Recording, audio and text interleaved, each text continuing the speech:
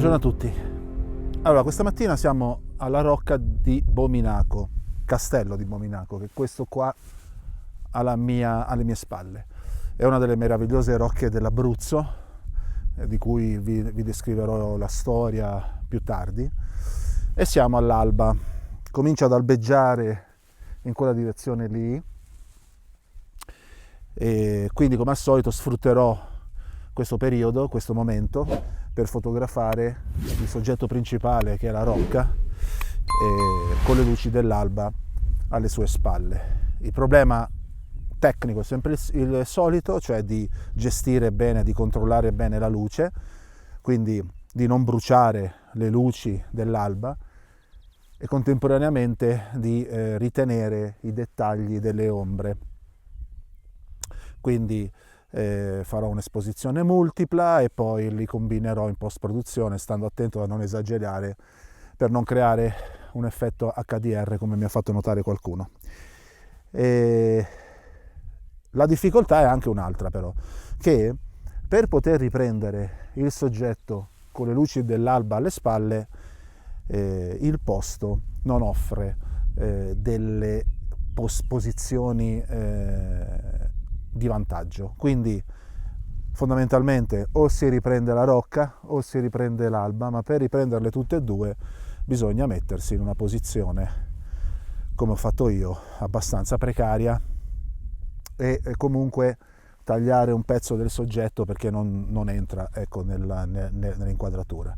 In più, utilizzando un grandangolo abbastanza spinto, il 10 mm, sicuramente si avrà un effetto di distorsione, soprattutto ai lati dell'immagine, dovuto appunto al grandangolo. Comunque, quello che ci interessa a noi è intanto essere qui in questo meraviglioso posto di prima mattina, godere della natura, godere di questo meraviglioso soggetto, e io direi che piuttosto che perdermi in tecnicismi come faccio spesso, di lasciar parlare le immagini. Per cui adesso diamo spazio alla natura, alle meraviglie fatte dall'uomo e ci vediamo tra poco.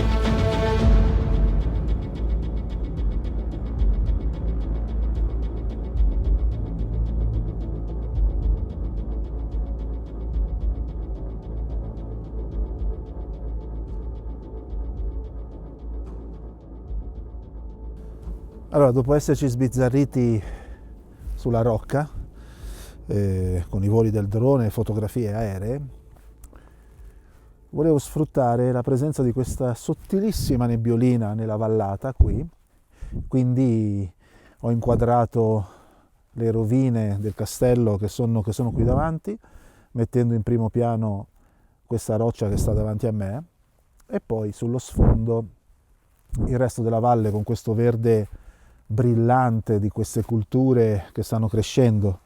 È un'immagine molto bella, molto affascinante. Peccato che chiaramente la rocca viene presa, il castello viene preso solamente per un pezzo, però è comunque una foto che a me piace molto. Chiaramente bisogna sempre gestire bene la luce in quanto stiamo scattando contro sole. Vediamo un pochettino com'è venuta.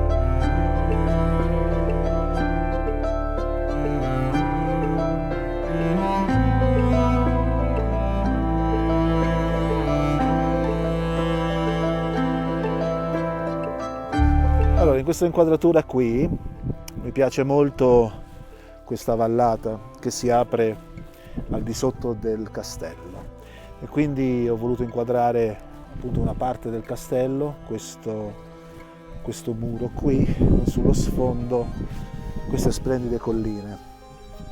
È chiaro che siamo in pieno giorno perché l'alba c'è già stata vediamo un po', da un paio d'ore, e quindi sebbene c'è ancora una luce che è abbastanza direzionale, siamo in pieno giorno, quindi valuterò se lasciarla così com'è a colori oppure se trasformarla in bianco e nero.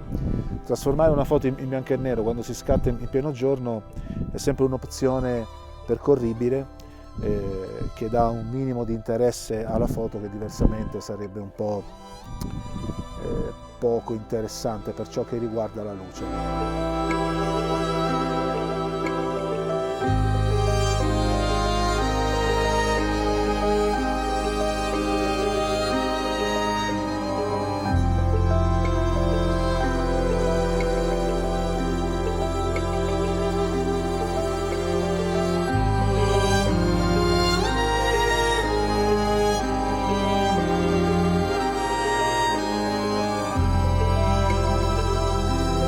Allora, in quest'altra inquadratura ho voluto riprendere questi fiorellini gialli in primo piano, le mura sul piano intermedio e le montagne con queste nuvole che coprono la cima sullo sfondo.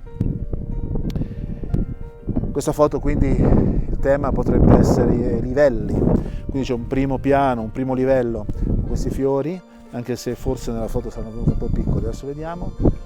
Le mura che danno il contesto del luogo dove siamo appunto, e sullo sfondo che peraltro ha anche una luce diversa, una tonalità diversa, più fredda così, che completa l'immagine facendoci capire che siamo in montagna, con queste nuvole che coprono le cime, che per qualcuno non sono per niente interessanti, anzi tolgono la bellezza della montagna.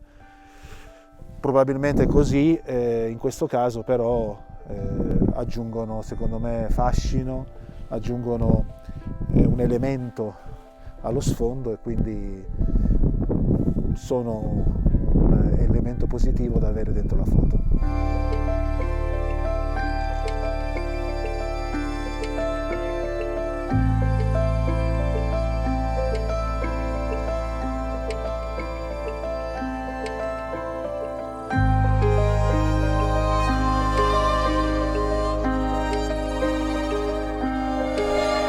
Allora, come vi avevo accennato prima, siamo al castello di Bominaco, che sorge su un altopiano nel territorio del comune di Caporciano.